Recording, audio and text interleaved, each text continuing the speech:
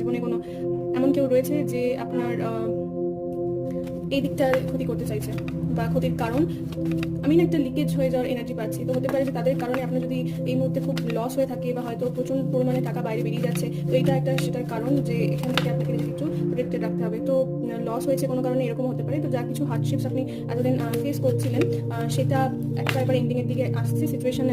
আপনি যদি খুব প্রেশারের মধ্যে থেকে থাকেন আর্থিক দিক থেকে, তাহলে হুইল অফ ফরচুনের কার্ড এসছে আমাদের কাছে। তো সেটা থেকে আপনি ফাইনালি আস্তে আস্তে বেরিয়ে আসতে পারবেন। অক্টোবর মাস আপনার জন্য সিগনিফিকেন্ট হবে। The eight of wands energy আমি দেখতে পাচ্ছি। তো এই সময় খুব মোটিভেটেড থেকে মাথা ঠান্ডা রেখে প্ল্যানিং করে ধীরে সুস্থে আপনি কাজ করুন। আপনি প্রোগ্রেস ডেফিনেটলি দেখতে পাবেন। এবং এক্ষেত্রে আমি আরও একটা মেসেজ যেটা ইন্টারভিউ রিপিট করছি, বুঝে শুনে লোকের থেকে অ্যাডভাইস নেবেন। সবাই আপনার ভালো চায় না। তো কে আপনাকে কি অ্যাডভাইস করছে নাম্বার 2 আমি দেখতে পাচ্ছি।